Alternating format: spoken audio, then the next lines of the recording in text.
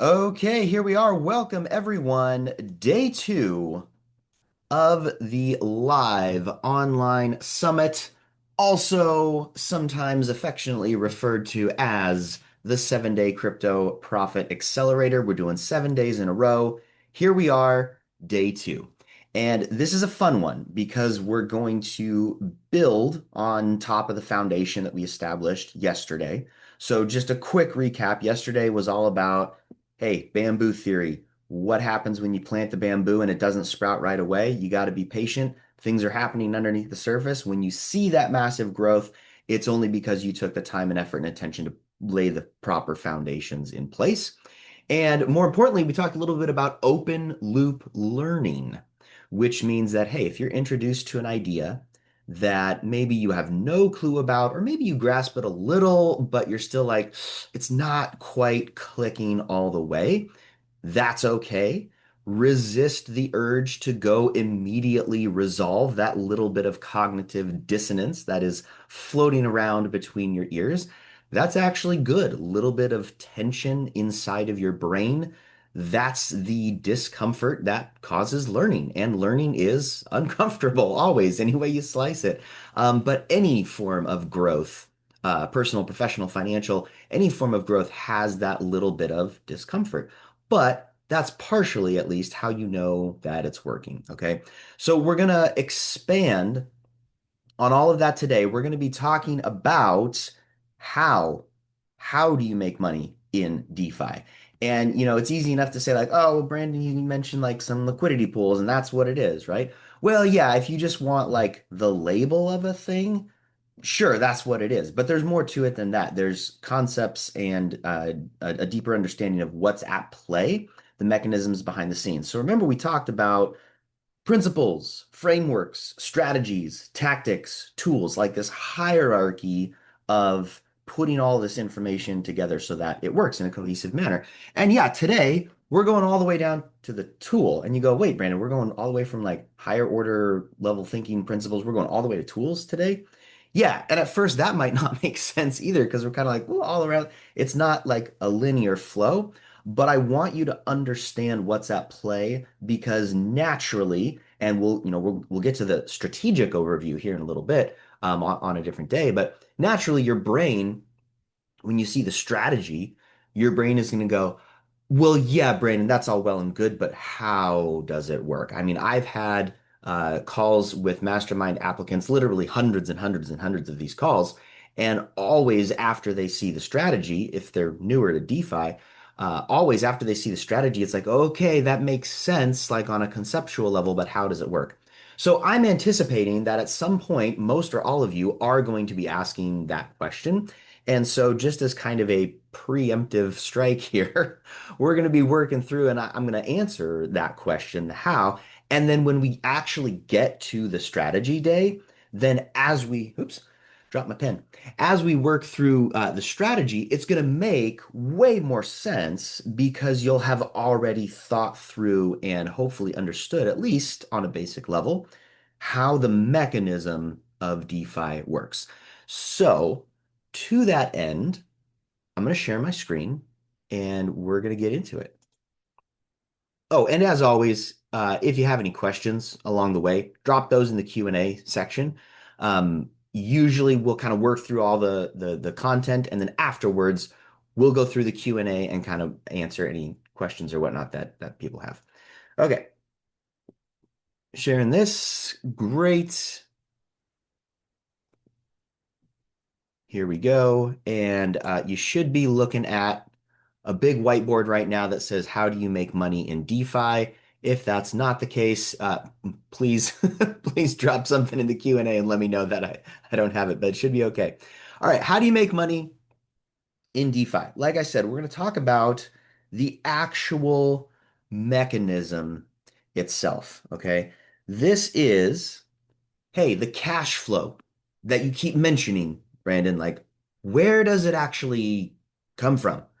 And I think if you're skeptical about crypto, you're right to be skeptical because there's a massive percentage of what's called crypto or decentralized finance that is, in fact, literal trash. You'll see these coins pop up. There's literally hundreds of new coins every single day. They pop up, they tank after 1 or 2 days.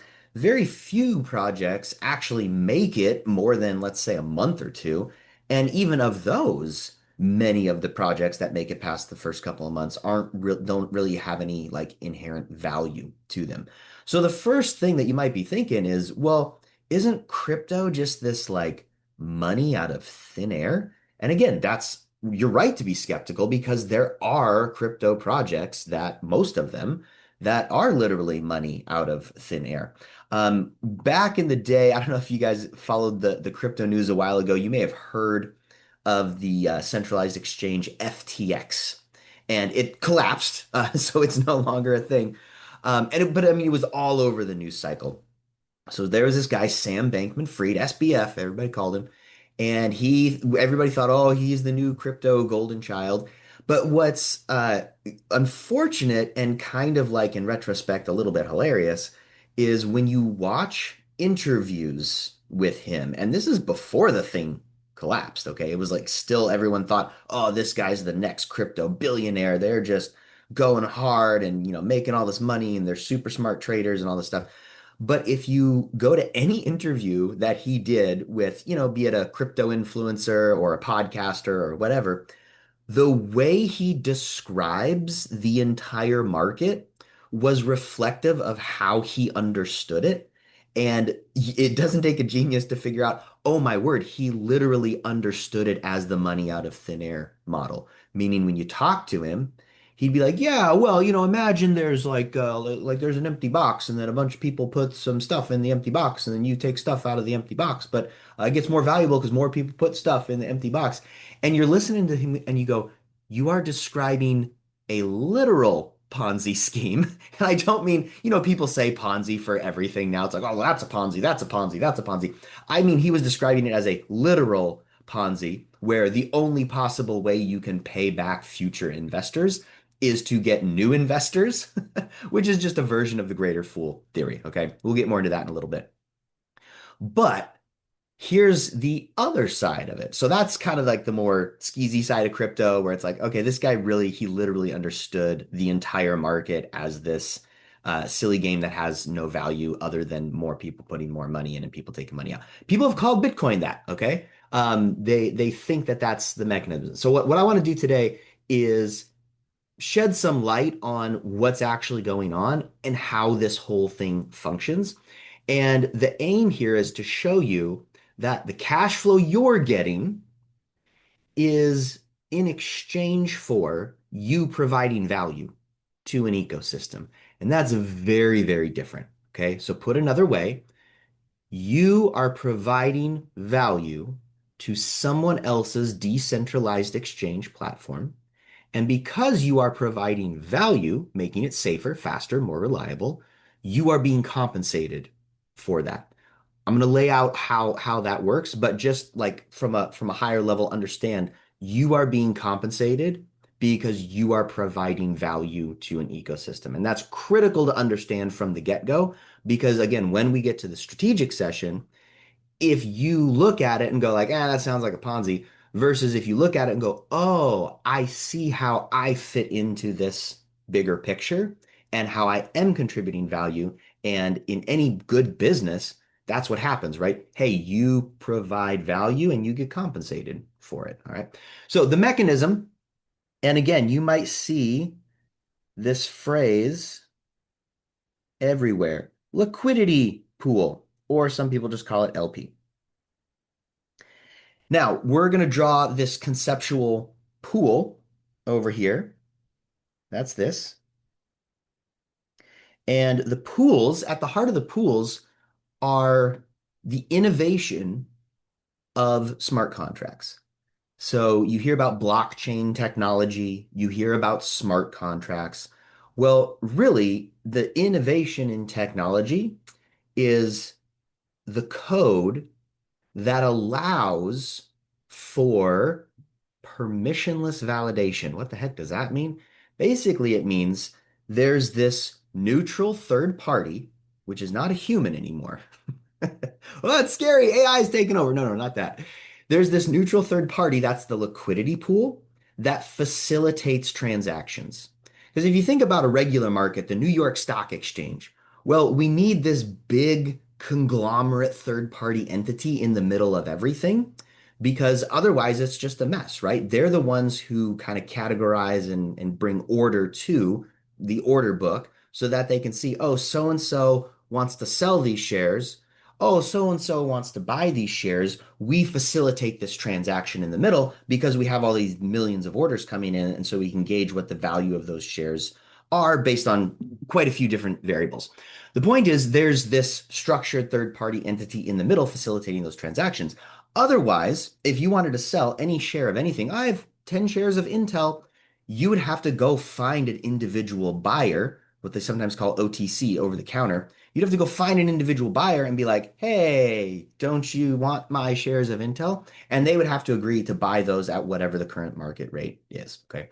So now, instead of all of that, the innovation in technology here is a liquidity pool, meaning here's random person over here, here's random person over here, and person one says, okay, I have a little bit of Bitcoin and I want to trade my Bitcoin. I want to sell it and I want to receive Ethereum. Okay. And there's some other person over in, I don't know, Dubai, Australia, China, pick one. And he goes, well, I have some Ethereum. I want to sell my Ethereum and I would like to get Bitcoin back in exchange for that. So in this example, it's two crypto assets, okay? Bitcoin, Ethereum, Ethereum, Bitcoin. But this guy over here, well, this is person two, this guy over here, he doesn't necessarily want to scour the internet and try to find somebody locally or on the other side of the planet who has the other asset that he wants. So instead, there is this neutral third-party container, and this container has both Bitcoin and Ethereum in it. And they are mashed together in what we call an LP, a liquidity pair in the liquidity pool. So that when person one goes, hey, I just want to make a swap, I don't want to bother finding another human to do that with, they go, all right, I'm going to put my Bitcoin in and I'm going to pull some Ethereum out. And so now the pool has a little more Bitcoin and a little less Ethereum. And that's okay. Because at some point, this guy, number two here, he's going to go, well, I want to put some Ethereum in and I want to pull some Bitcoin out.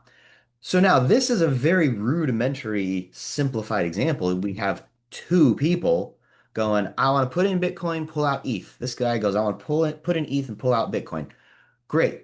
Now multiply this by 10 million people, and you're going to have constant transactions. Bitcoin in, Ethereum out, Ethereum in, Bitcoin out. And it's going to go, and the ratio between the two assets in the pool will fluctuate. Sometimes more Bitcoin, sometimes more.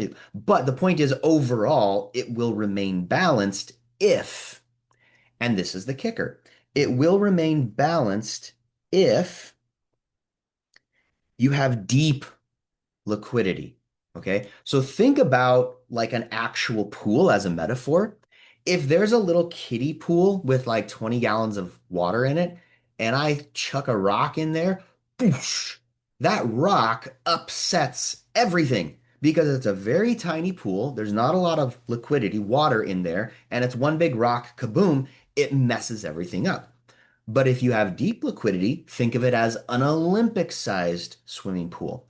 You throw a rock in that Olympic-sized swimming pool, there's some ripples.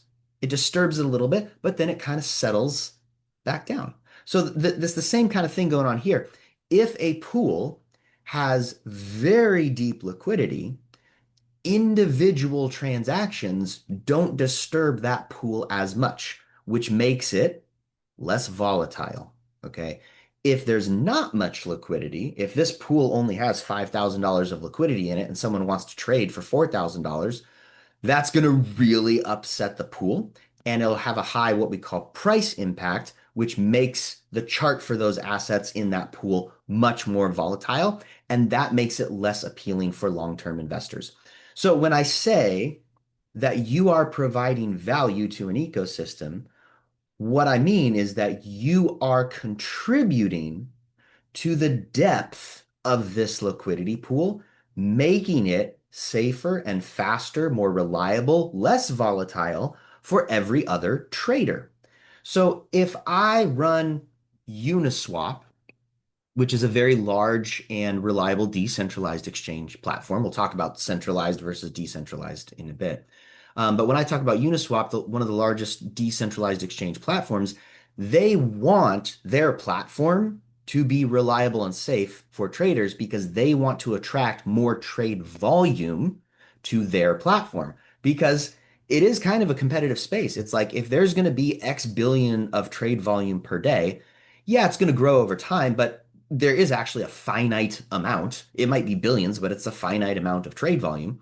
And so Uniswap goes, well, we want a lot of that. PancakeSwap goes, well, we want a lot of that. Radium goes, well, we want a lot of that. Orca goes, well, we want, everybody wants more trade volume on their platform. Why? Because all of this is fueled by trading fees. Okay. And when you are getting compensated, the cash flow, where does the cash flow come from? It comes from this. It comes from trading fees. So if I am, let's just say a day trader, okay? I'm a day trader and I want to make a transaction. Well, I'm going to pay a little bit, tiny little fractional amount. I'm going to pay a little bit to use the liquidity pool. But that's okay because as a trader, I go, I get it. I'm paying for a service. Remember, service rendered, value added, compensation. So I'm paying for this service to be rendered because that benefits me as a trader because I want to make these swaps in the hope that I'm going to earn money for it. Okay. Now, if you look at a centralized exchange like Coinbase, this big popular one, most people have heard about Coinbase. At this stage, Coinbase operates more like a bank or a broker, and it's big business. So they want to collect trading fees as well because that's one of the primary revenue streams for their profit model. So I go, hey, Coinbase, I want to swap $10,000 worth of Bitcoin and I want to get back about $10,000 worth of Ethereum. And Coinbase goes, great, we'll help facilitate that trade. But they are supplying all of the liquidity, all of this stuff here. And so by them supplying all of the liquidity, they take 100% of all the trading fees. And it's usually pretty ludicrous. It's usually like 1% and sometimes more every time you make a trade. So you go, okay, I want to swap Bitcoin for Ethereum. Coinbase goes, great. You want to trade 10,000? We'll take $10 from that. That's about is that right? No, $100 is 1%. $100 is 1%. So you go, gosh, I have to pay $100 just to make a transaction. So it's no wonder that people start to look for decentralized exchange platforms. Because yes, there's still a fee, but typically the fee tier, meaning what you pay to actually do that transaction, will be a lot less. Usually somewhere in the range of 0.01% all the way up to 0.3%. And sometimes we'll get into the 1%, but this is more like the exotic stuff typically. So it's like brand new meme coins that just launched on the market and they're not even available on centralized exchanges. So people are willing to pay the higher fee. We're talking today specifically about the blue chip cryptos that fit into this model, the strategic model that we'll go over later. And so usually you're looking at these as a percentage for the fee tier. So back up to our little model here.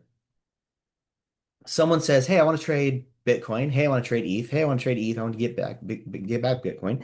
And then you over here, you're going, hey, I got a plan. This pool, let's just say for the sake of easy math, let's say the pool has $1 million in it.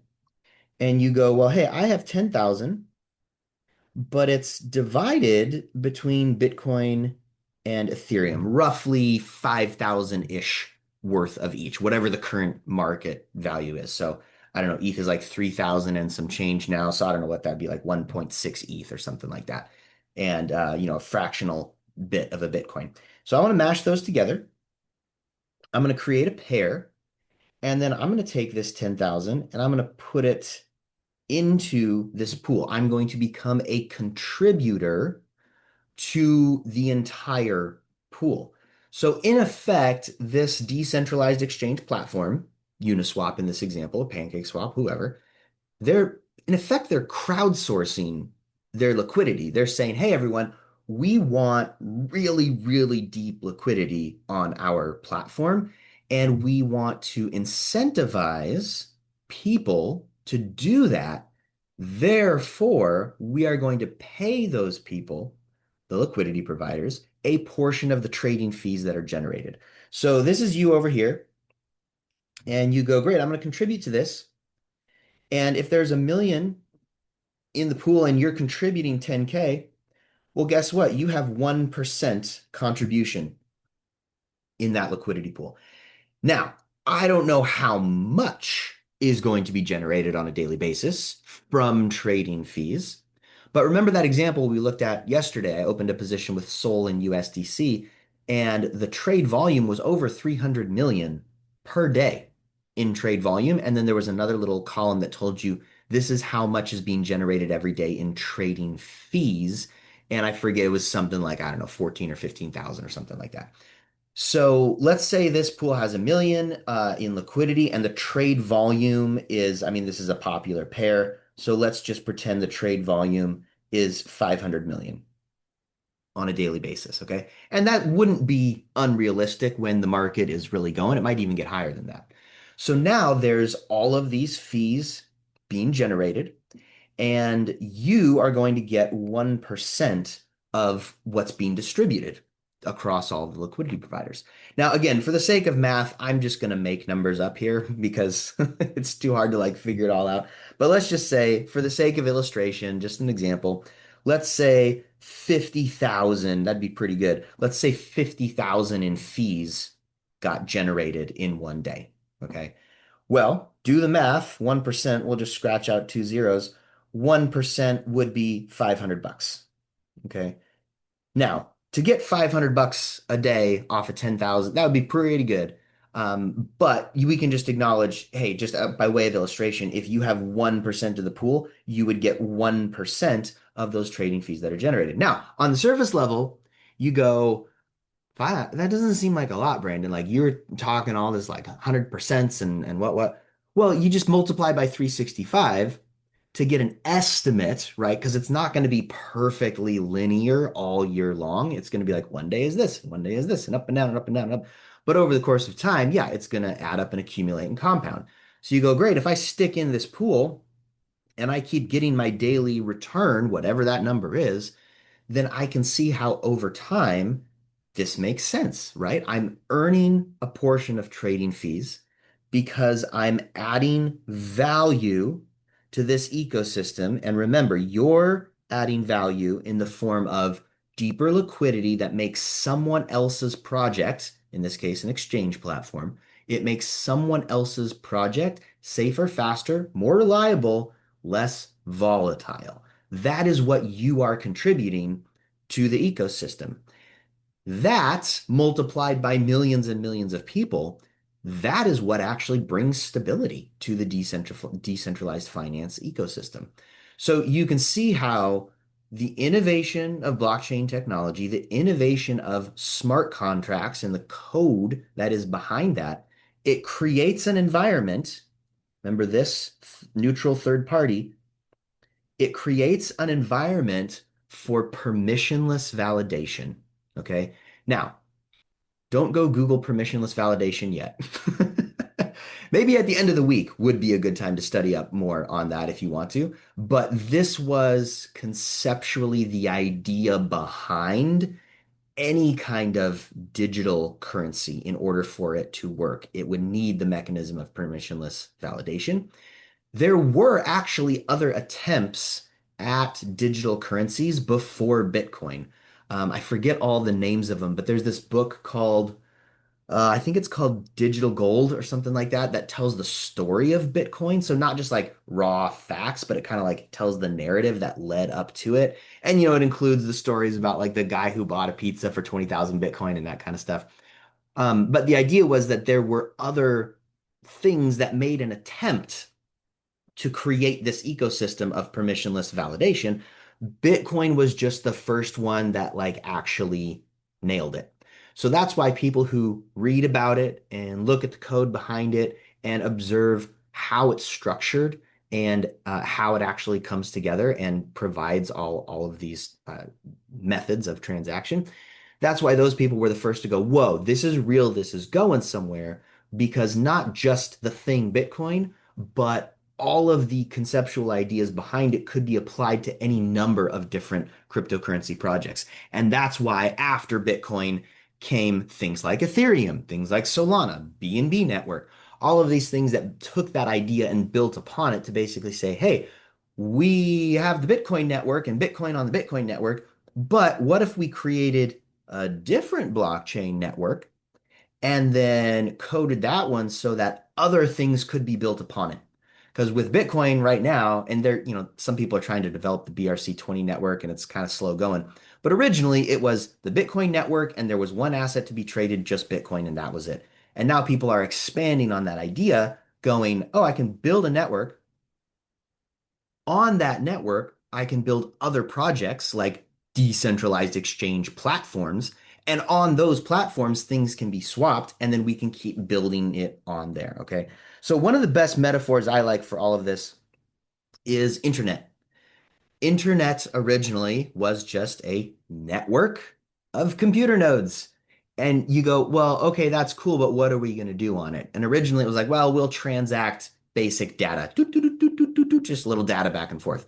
That's kind of like, oh, we built a Bitcoin network. Let's just swap Bitcoin on it. And that's kind of it. That's all it did. That's at first, that's all the internet did. And then someone goes, well, this doesn't really make sense for a common person unless there's a browser built on top of the network, because the browser allows you to interact with the network in a little more user-friendly way. And then someone else goes, well, these browsers aren't really that useful unless we can search for what's available. And you had all your early stuff, and then eventually like Google emerged as the more dominant search tool. And then someone goes, well, if we have search and we have browsers, why don't we also build extensions that you can plug into your browser that give you greater functionality as you interact on this browser, on this network? So you see how it's layered. There's the base level network, and then a thing built on top of it that makes it usable, and a thing built on top of that, and then a thing built on top of that, to the point where you go, oh, originally everybody thought, oh, what do I need the internet for? Oh, email, I'll just call somebody. That's stupid. What do I need that for? Because there wasn't enough functionality built on top of it yet. And then eventually now, email's so ubiquitous we can't imagine our life without it. And we do a majority, up until this point anyway, we've been doing a majority of our financial transactions via the communication channels that are the internet, online banking and payment processing and all this kind of stuff. So originally people said, it doesn't really do much, but that's because it was still being built. Okay. And the only reason I'm laying all of this out is because we're at a pretty unique point in the history of blockchain technology and decentralized finance right now, where a lot of people are still, we're nowhere near mass adoption yet. A lot of people are still saying, oh, well, there's not really much I can do with that, is there? Oh, all I can do is swap Bitcoin for ETH and ETH for Bitcoin. Like, that's silly.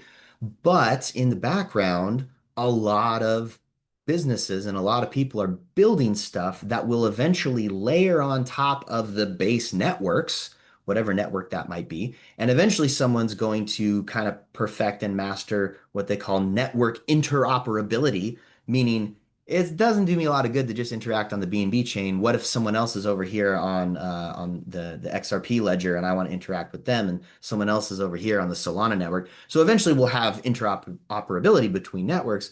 But the point is, we're still at a point, at a place in history where people don't think there's much going on, and they go, why bother? What does that allow for us? That allows for us to jump into this gap and say, hey, I want to participate in what is becoming the infrastructure of decentralized finance, okay? Infrastructure, which is being built now. And part of the core of this infrastructure is what's called automated market maker. That's the AMM. The automated market maker is this right here, this liquidity pool. We keep coming back to this diagram. I know it looks kind of chaotic now, but we keep coming back to that. That automated market maker is the environment of permissionless validation. That in and of itself isn't going away. Okay. You might buy an asset today and oh, the Hippo coin and it dies in a month. Okay. There's all kinds of stuff in crypto that is going away, coming and going, coming and going. But if you can wrap your mind around this concept, this is not going away. The tactics might change, the tools might change, but all that higher stuff, the frameworks and all the strategies behind it and the innovation in technology, that's not changing because the automated market maker is what fuels all of these transactions. Okay. So you get to participate. Remember, not a centralized exchange. That's Coinbase and Kraken, and they take all the fees. We're talking about a decentralized exchange environment, okay? That is the crowdsourcing. So we could say, metaphorically, we talked about pickaxes. So many metaphors. We talked about pickaxes, right? And anytime with a metaphor, they're not a perfect comparison, but conceptually it works, right? So I'm going to sell the pickaxe to the pickaxe to the miner.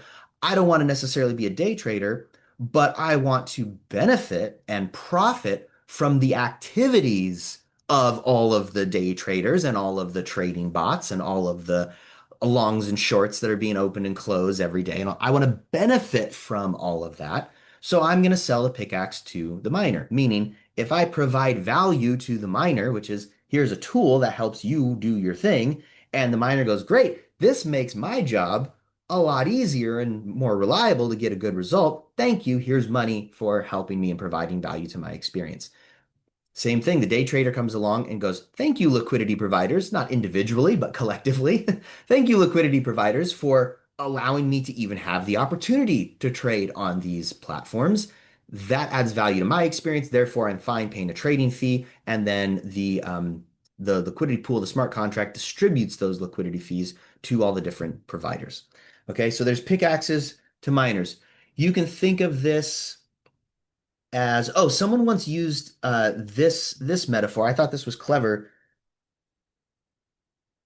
As I was explaining it to them, they said, oh, okay, so it's like when you use a credit card and the credit card company gets a processing fee.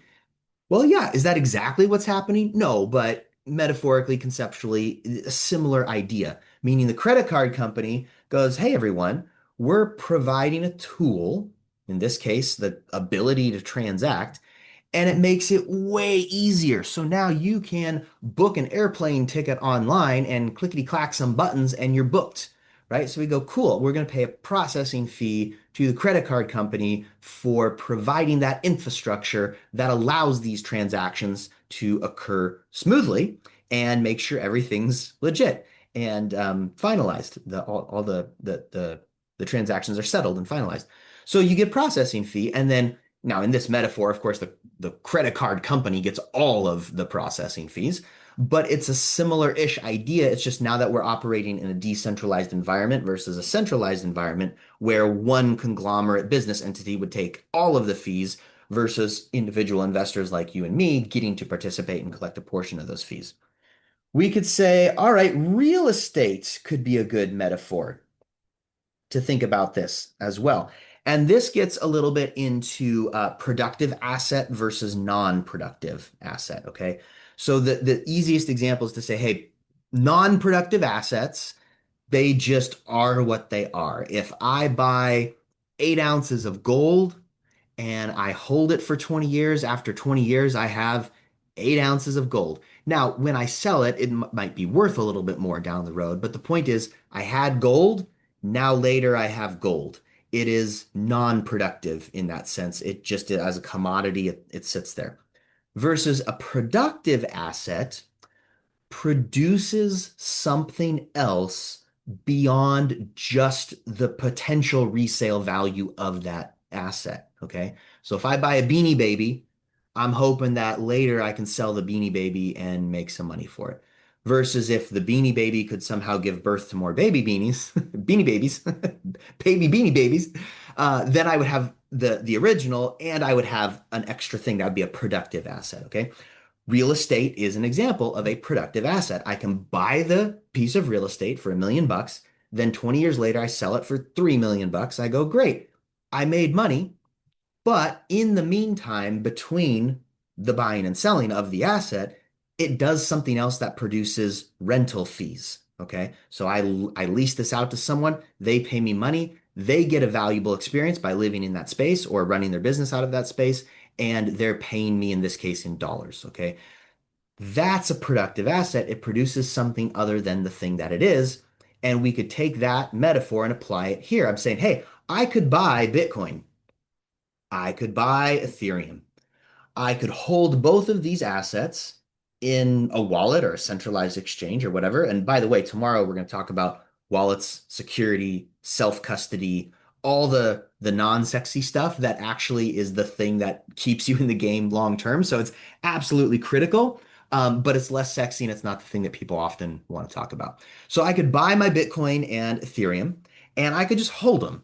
And I always tell people, look, if you want the simplest way to literally the simplest way to invest in crypto, buy Bitcoin and just hold it.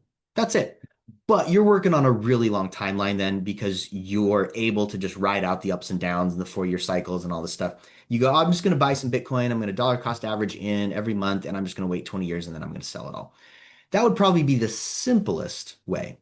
What I'm saying is if you were planning on buying Bitcoin anyway, you were planning on buying Ethereum anyway and holding it because people say, well, what's the risk of what you're describing here? Well, it's the risk of holding assets, right? If I bought Bitcoin and Ethereum and just held them, I'm exposing myself to the price action of those assets and the possibility that they could both tank to zero.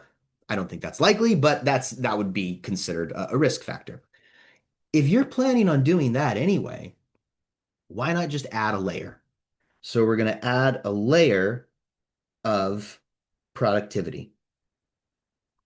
And the layer of productivity, remember yesterday we talked about the 50% to 100% APR on average. That is the layer that we are adding. Okay, so I buy Bitcoin, I buy Ethereum, I wait 10 years, I go, yeah, I made money because, it went up in value. The appreciation of the underlying asset. That's like if you buy something real, you buy a property and the property goes up from 1 million to 3 million over time. Yeah, there's inflation involved. Yeah, there's all this other stuff. But basically, the dollar value of that asset went up over time. Same thing can happen with crypto assets. But while that's happening, I want to add a layer of productivity, which is Bitcoin, Ethereum. I'm going to mash them together. I'm going to put them in a liquidity pool. While they are in this liquidity pool, while they are here, I am still exposed to the market action of both, in this example, of both Bitcoin and Ethereum. So if I think, gosh, I'll bet you Bitcoin and Ethereum are going to go up over the next 10 years, you go, great, mash them together, put them in a liquidity pool, you're still exposed to the price action of those assets, up and down and sideways. And also, on top of all of that, you get to add this layer of productivity. Now, with specifically Bitcoin and Ethereum, you're probably not going to get the 50 to 100% APR. This is partially contingent on which assets you choose, but you would probably land like around 30% APR. But again, you go, if I'm going to hold Bitcoin and Ethereum for 10 years, why don't I add to that on top of everything else, another layer? I'm going to add 30% APR compounded annually for 10 years. That really adds up quick. And what's even cooler is the cash flow, the trading fees that I'm getting paid in, again, just in this example, will be Bitcoin and Ethereum. You get paid in the assets that you are providing to the liquidity pool. So if I'm collecting more Bitcoin and Ethereum and that goes up over time, right? It's again, just an illustration, no guarantee of returns, then my APR also goes up because that 30% then I get paid in Bitcoin and Ethereum. It also has the potential to go up over time. So now we're adding layers, right? So it's the appreciation of the underlying assets. It's getting paid the yield. It's putting that yield in another environment, getting additional assets, and then it's the appreciation, the potential appreciation of the yield that I'm earning. So you can see it's just layer, layer, layer, layer, layer, layer. All right. And then the other metaphor that I really, really like is a literal farm. Okay. And this is where we can get into the idea of compounding because there's a lot of different ways to compound in this environment. But the basic one would be, hey, I buy this farm and it's 100 acres. Do, do, do, do. I'm going to grow potatoes. Great. There's my little potato crop on 100 acres. Well, what am I going to do with those potatoes? I could keep them. Well, that doesn't really do much for me because potatoes, you're either going to eat them or sell them for someone else to eat them. That's their function. Um, so then I can sell the potatoes and I'm going to make a little bit of money for that. And instead of pocketing the money, I'm going to take everything I made from the potatoes that year and I'm going to add 10 more acres. So now I have 110 acres. So then the next time my crop is a little bit bigger because I have more land. And then I'm going to sell that. And this time I'm going to add 15 acres. Okay, cool. Now I got 125. Now my 125 is going to produce even more. So the total crop or the total yield is going up and the rate at which it increases is also going up. Okay. So if you understand how compounding works, it's not just that you add to it linearly, but when you're adding also to the rate at which something increases, that's where you eventually get. So it's not just this. That's where the exponential curve starts to become a real possibility. And it doesn't look that great at first, and then all of a sudden, later down the road, that's when you get the massive uptick. Okay, that's the power of compounding, the power of exponential increase. So that's what we're talking about. Except we're saying, hey, this farm metaphor, all we're going to do is apply this to decentralized finance. And it just so happens that decentralized finance gives us a tool, gives us a mechanism through which we can take these concepts and apply them. And again, that mechanism is your liquidity pool. Okay. That mechanism is I'm a contributor. I'm going to put my LP in, and then I'm going to get out trading fees. And if my LP is Sol USDC, then I'm going to earn trading fees in Sol and USDC. Now, what I want to do, where's my window here?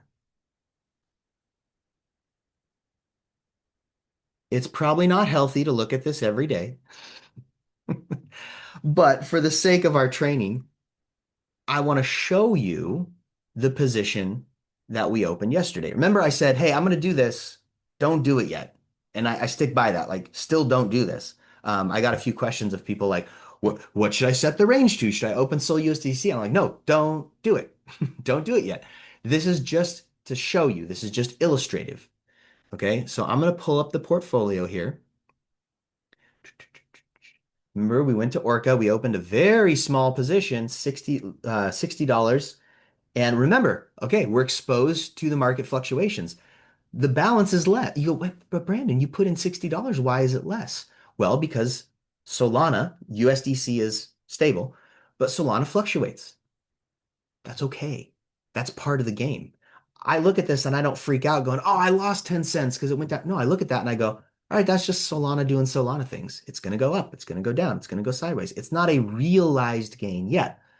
But what always is a net positive, pending yield. And look, if I hover over it, it even tells me 7 cents of Solana, 6 cents of USDC. Okay. And you go, 13 cents, Brandon, who cares? That's not a lot of money. No, but that's because I only put in 60. If you had put in 6,000, well, that would be a daily earnings of $13. And what does that represent? Well, it tells you right here, your estimated yield is 0.236%. And again, even the daily yield will fluctuate. Sometimes it'll be zero point 0.2, sometimes it'll be zero point 0.3, sometimes it'll be 0.5. I've seen this one as high as 1% a day sometimes, but it doesn't stay there. It goes all over the place because it's generated by trade volume and trade volume fluctuates as you would expect it to in a market. So I pull out my handy little calculator here because I know that 0.27% is about 100% APR per year. And I just say, okay, 0.236 times 365, 86%. That means we can estimate this at an 86% APR if everything stays exactly the same every single day. We know that's not going to happen, but it gives us a pretty reasonable expectation for about what the daily return will be. And so we can then extrapolate that out and say, hey, I'm earning 86% APR. So remember we talked about the layer, the productive layer of productivity layer of productivity in this example. And again, this is just one moment in time. And I don't know what it's going to be after a week. We might check back on this in a week and it says, well, now your estimated APR is 92. And it might say, well, now your estimated APR is 78. It will fluctuate. That's normal. That's part of the game. So my layer of productivity now is 86%. And that is on top of oh, asset appreciation, long-term appreciation of the underlying assets. Okay. All I'm doing is adding an additional layer on top of that. Okay. We're approaching the end of the hour. And I definitely want to create some space for some Q&A. If anyone has any questions, thoughts, comments, whatever, could be about today, or it could even be about some of the stuff that we talked about yesterday as well. So if you've got questions, now's the time. Don't be shy. We got a lot of people here. Looks like we've got just over 40 people attending live. And if anyone has any input or thoughts, this would be the time to drop those in the Q&A. If not, that's totally okay. You'll get a few minutes of your day back. And then we'll come back for tomorrow's session. So tomorrow we're going to be talking about security, about wallets, about even the concept of self-custody, which is very new for a lot of people because we live in a world where, especially financially, someone else is actually custodying your assets, even if you don't believe it or don't, even if you're not aware of it, I should say. Like you put your money in a bank, they're now the custodian of those assets. And so, the bank goes under, you lose your assets kind of a thing. But in crypto, it's nice we have an option for self-custody, but self-custody demands a higher level of personal responsibility. I'm of the mind that that's actually good because it pushes us to take full responsibility for everything that's happening in that regard and to not always blame someone else, which is hard to do, but it's healthy. Okay, Nikki, do liquidity pools often have multiple pairs if Mised assets? I'm not sure what that means. How about utility token versus fiat correlated crypto? Okay, so Nikki, what I'm understanding your first question, oh, mixed assets. That's what you meant.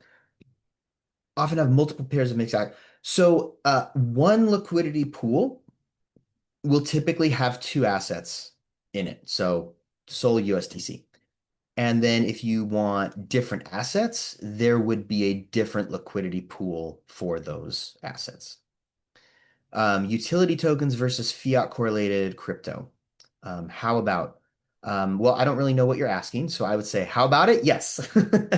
That's great. I think what you're asking is what happens if I pair a variable asset with a stable coin, I think is what you're asking about. And that's like what we did with Sol USDC. Okay, so you can pair two variable assets, Bitcoin, ETH, in which case the ratio will be expressed as a ratio between the two. So if it takes, 20 ETH to make one Bitcoin or whatever, it's a lot more now, right now, isn't it? It's over 30 ETH to make one Bitcoin. The ratio will be expressed as a ratio between the two. Whereas if you're pairing like Sol and USDC, the ratio between the two will be expressed as a dollar value of the variable asset, which would be Solana in this case. So yes, you can pair things with, hey, the network token and the stable coin. That's a great pair. Or you can pair two variable assets. But when you do that, you also have to take into account the correlation factor when you're choosing your range. That's a little more advanced. We're not going to get into correlation considerations on this particular training session. But just acknowledge ahead of time that is a variable that does come into play. Susan, hi, newbie here. Do liquidity fees stay in the personal pool of the contributor to reinvest compound, or do you draw it monthly? Susan, that's the cool thing about this whole setup is you can choose how often you draw them out. I could go back in daily. Probably doesn't make a lot of sense to do it daily, but usually some kind of like weekly or monthly rhythm is about right. And then you can either harvest them, claim them, and just put them back in your wallet and keep them or swap them for something else. Or we'll get more into this on the strategy day that where I show you what you can do with the yield. Or you can compound it back into the pair. That would be the farm metaphor that I showed you, where I have 100 acres, I get potatoes, I sell the potatoes, I buy more acres. That's the single loop compounding just right back into the original pair. There are environments where that makes the most sense, and there are environments where it makes more sense to harvest and then either just tuck those away and keep the yield or sell it for a different asset. So it'd be like, hey, I have a farm, I'm growing potatoes, but right now the market value of potatoes is $1 a pound. I think the market value of potatoes is going to be $2 a pound in 6 months. Therefore, I'm just going to hold on to the potatoes until they go up to my target price, and then I'm going to sell the potato, and then I could buy more land, buy other assets, buy farm equipment, whatever you want to do. So that's kind of the options there. Would you share what the mastermind consists of? I certainly can. That's something we'll dig into deeper as we go through the rest of this training course. But the mastermind is number one, it's a community of like-minded investors. So to date, we have just over 280 people that have enrolled since we launched the mastermind. So there is that element. Then there is live group training every single week, multiple sessions to choose from. So this is not, and I emphasize this with people a lot, this is not like a stagnant video training course where you join and I go, hey, here's 30 hours of video. Go watch this and then we'll talk. It's not that at all. We're talking live training weekly. So you're always up to date with what's going on in real time in the market because let's face it, it's crypto. Things are constantly changing all the time. So you want to be up to speed on that. And then there's a one-to-one mentorship aspect as well. And that's you get 6 months of one-to-one mentorship where you meet with a coach on live on a Zoom call one-to-one, do some screen sharing. We guide you through click by click how to do everything from security wallets, custodies to setting up positions to long-term strategic considerations to portfolio allocation to asset selection. Basically everything, every variable that's going to be involved you get private sessions with a coach one-on-one. And this is just in my experience, I've found that for this kind of thing in particular, most people want and need the one-to-one attention more than anything else. So rather than, like I said, here's all that video, go watch it on your own. That's not how people learn. We have a learn by doing approach. So you meet with your coach, you do stuff on the session. They give you like small little next steps, little baby, like micro steps for your homework and then you go and implement those on your own. And then in between sessions, you also have your coach to reach out to if you get stuck, if you need help, whatever. So highly, highly interactive and highly, highly personalized. So do you teach what pairs are best to choose for coaching? Give us the general help on best trading versus risk. Yes. So John, part of the experience in the mastermind is will not only teach you this is how you evaluate which assets are potentially strong pairs to invest in. Meaning, yeah, we got to look at TVL, we got to look at trade volume, we got to look at the asset itself, the utility of it. Like we'll teach you how to evaluate. And then occasionally I'll tell people it's not like, hey, you should do this. It's, hey, everyone, here's the pair that I'm in right now. Here's the results that I'm getting. So you get that from myself, you get that from the coaches. And you get that from other community members as well. So it's not just Brandon's opinion, because there might be a pair that I'm not invested in that ends up doing really, really well. But I'll tell you flat out, like for a long time, I was in Pendle USDT and it was averaging like 15% a month for a while. It was just like going bonkers. And every month I would pop in the community and tell people, listen, you don't have to do this one, everyone, but I'm in Pendle USDT. I've been in it for this long, and here's the actual real live return that I'm getting currently from this pair. That's just one example, but I'm saying we'll let you know what's happening, and so will other community members. We had one guy pop in. I never invested in Fartcoin just because I was like, oh, this is a silly meme coin.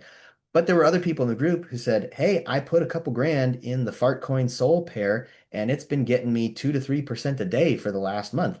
That's probably not a pair you're going to be in long term, but if you hear about someone else who's in real time getting that kind of return, you go, hey, maybe this is something I bop into for a couple of weeks, and, acknowledging fully that it's not a blue chip asset, but I can, put a few grand in there as part of a total portfolio allocation. Doo-doo-doo. How often can the pool participation be changed? Is there a mandatory hold period similar to staking return? So the pools that we guide you through are the type, because there are pools that have lock periods, but the pools we guide you to are the type where you can literally get in and out of them anytime you want. So if I wanted to, that Sol USDC pair that I just opened on Orca yesterday, I could go remove that position today if I felt like it. I'm just going to leave it there because it's, for the sake of illustration. But this is where you can get in and out of pools whenever you need to. Now, that being said, ideally, you're going to choose pools that you can be in long term. Like if I opened a Bitcoin ETH pair, I'm not planning on getting out of that pool in a week. I go, I want a Bitcoin ETH pair and I want to be there for a year or 2 years or even more.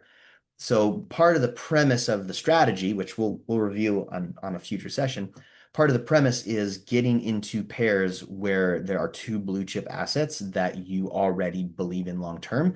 The premise is if I would hold these individually anyway, that's probably a strong play. And if I'm holding them individually anyway, why not pair them together and create another layer of productivity and profit opportunity? Harry, greetings from the UK. Brandon, loving the talks. Will you cover rebalancing a position at all during the summit? The short answer is yes. The long answer is there's too much to cover in like a session or two, but we will introduce the idea of rebalancing, and I'll talk a little bit about when that might be appropriate and when it might be better to just relax and wait, because there are multiple possibilities. So we will touch on it, but unfortunately, like the in-depth lesson on rebalancing is out of the scope of this introductory course. Presumably, if you have USDC Sol, then the fluctuations of Sol will impact the balance of the pair. Yeah, so Harry, it sounds like you kind of already understand how concentrated liquidity works with ranges. You're right. If I open a pair that's evenly split 50-50 of each asset, as the market fluctuates, so too does that pair, and so too does the ratio distribution of the pair. So today it might be 50-50. Tomorrow it might be 60-40. Tomorrow it might be 40-60 the other way. The next day it might be 45-55. So the percentage ratio of the two assets inside of the pair will fluctuate. And again, that's something, it's a little more nuanced and complex, but to your point, it's real. And it sounds like you're already kind of aware of that dynamic at play. The good news is when you know how to navigate that fluctuation, it doesn't really come into play all that frequently. Okay. That's it. Looks like for questions, I think we got them all. Yep, that one's done.